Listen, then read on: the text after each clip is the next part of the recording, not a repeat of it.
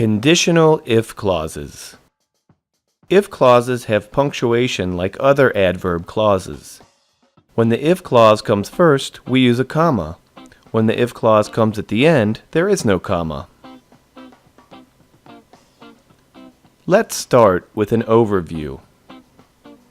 If it rains, I use an umbrella. This is an example of the zero conditional. If you work hard, you'll be successful. Here we have the first conditional. If you were strong, you would be able to lift that. This, of course, is the second conditional. If you had studied, you would have passed. And finally, we have the third conditional. In the middle of these four conditionals, we can draw a line representing reality. Above the line is the real, and below the line is the unreal. Let's look at the zero conditional in detail. If it rains, I use an umbrella. This is something that's always true. That's why we call it the zero conditional. Now let's look at the grammar. We use simple present in both the if clause and the main clause. Again, this is always true. So the time we're thinking about is all time. Today, tomorrow, yesterday, all time. This is something that doesn't change. Another example is, water boils if you heat it. Notice the simple present is in both clauses. If it rains, I use an umbrella. In this case, we can understand that Norb uses an umbrella every single time it rains. He doesn't ever change his habit. Because I don't like to get wet.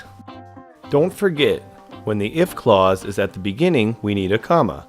And when it comes at the end, there's no comma. For example, water boils when you heat it. This is also always true. In fact, it's science. So we often use the zero conditional to describe scientific fact, which of course is consistently true. Let's look at the first conditional. If you work hard, you'll be successful.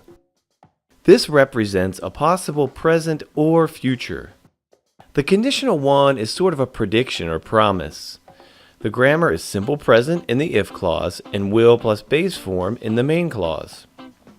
Again, this could be a general prediction about the present or future, so it could represent an accepted norm in society, something that's reasonably true, like, you won't get ahead if you're lazy. So again, they're general promises or predictions about real or possible situations.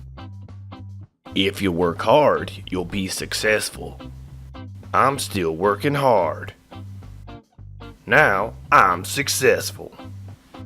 Notice the if clause is first, so we use a comma. And when it comes second, we don't use a comma. I'm hungry. Me too. Anything good on TV tonight? Coming up is the second conditional. If you were strong, you would be able to lift that. Now this one's tricky. The time is different than the tenses would have you believe. So let's check out the grammar. We have the simple past in the if clause and would plus base form in the main clause. It looks like the past, but it's not. The idea we are expressing is the unreal present or future. So we take one step back in the past to express this. It would be better if we didn't criticize so much. Notice, like in the first conditional, that the verbs change when the if clause and the main clause change.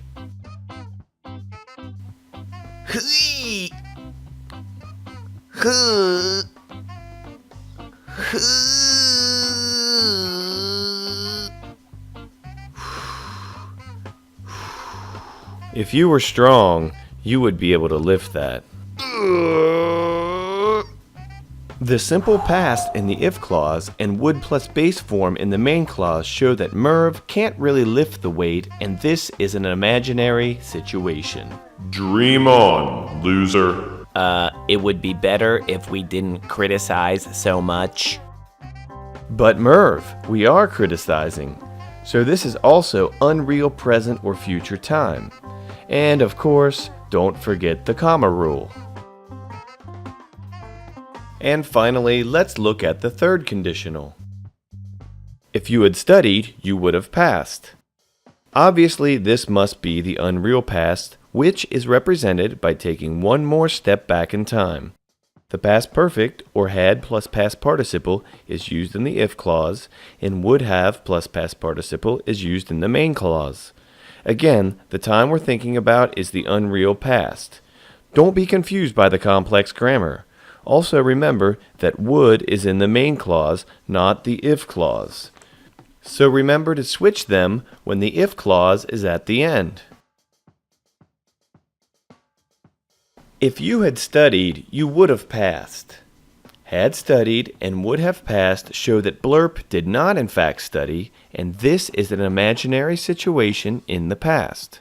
Once again, don't forget your comma, and don't forget to omit your comma when the if clause is last. I would have studied if you hadn't distracted me. But Blurp, you didn't study, now did you? You chose to party instead. And that's what really happened.